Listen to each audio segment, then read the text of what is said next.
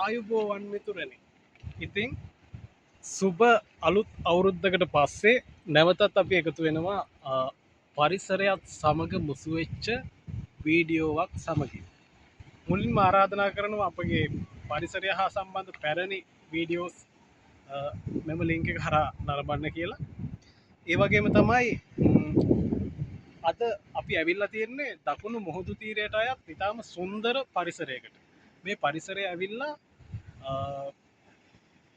උස්සන්ගොඩ මුහුදු තීරය. උස්සන්ගොඩ මුහුදු තීරය. ඔබට අර ඈතින් දිස්වන්නේ අම්බලන්තොට දීවර වරාය.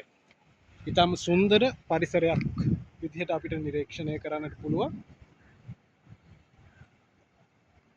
අවුරුද්දෙන් පස්සේ දිනයක් නිසා සංචාරකයන් වැඩි වශයෙන් පැමිණිලා සිටිනවා. ඒ වගේම සුන්දර නිල්වන් මුහුදු තීරය ඔබට මේ වෙලාවේ දකින්නට පුළුවන්. ඈත ශිල්පිජය දිස්වෙනවා. ඒ වගේම මේ භූමියේ තියෙන විශේෂත්වය මම ඔබට පෙන්වන්නම්. මේ තියෙන්නේ ආකාශ වස්තුවක් මේ භූමිය මතට පතිත වීම හේතුවෙන් ඇති වූවාය කියන පාරිසරික වෙනස්වීමක් තමයි මේ පරිසරය තුළ තිබෙන්නේ. මෙය දැනට වසර ගණනාවකට පෙර සිදුවක් බවට තමයි ජනප්‍රවාදය සඳහන් වන්නේ. ඒ කෙසේ නමුත් ප්‍රාග් ඓතිහාසික භූමියක් විදිහට තමයි පුරාවිද්‍යා දෙපාර්තමේන්තුව මෙම භූමිය නම් කරලා තියෙන්නේ. විශේෂයෙන්ම ඔබට නරඹන්නට පුළුවන් මෙහි ස්වාධීන බව මේ භූමිය තුළ තිබෙන. ඒ වගේම පස කොහොමද මේ භූමිය පිහිටලා තියෙන්නේ. ඉතාම කර්කශ භූමියක් විදිහට තමයි මේ භූමිය තිබෙන්නේ. ඒ වගේම හරිම නිසංසල ගොඩබිමක් විදිහට මේ හඳුන්වන්නට පුළුවන්. ඒ වගේම ඊට ඔබ්බෙන් තිබෙන මුහුදු තීරය ඉතාම සුන්දරයි. ඔබ මේ දකින්නේ මාතර දෙසට වන්නට තිබෙන මුහුදු තීරය. ඒ වගේම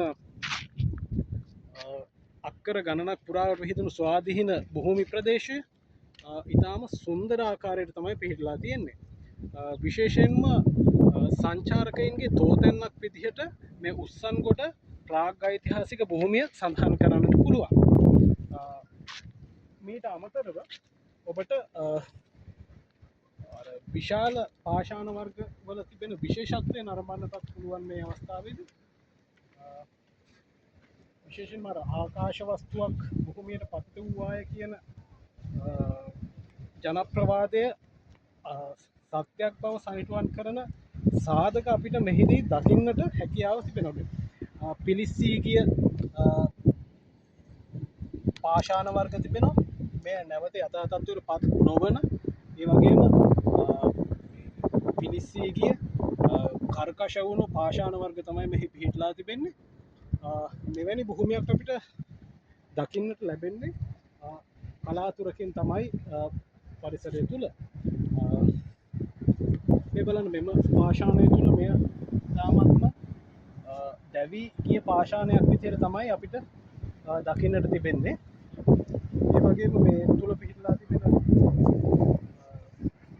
පියලි කලාපයට අයත් ගස් කොළන් වර්ග සියල්ලම ඉතාම සුන්දරත්වයක් තමයි මේ පරිසරයට ගෙනත්. බලන්න මේ මුහුදු තීරය කොයිතරම් සුන්දරද කියලා. අම්බලන්තොට දීවර වරාය ඇතින් දිස්වෙනවා. සංචාරකයන් ඇවිත් සතුටුන ආකාරයක් අපිට දකින්නට තිබෙනවා. ඒ වගේම කටුලාන ශාක වර්ග කිහිපයක් තිබෙනවා මේ පරිසරය තුළ.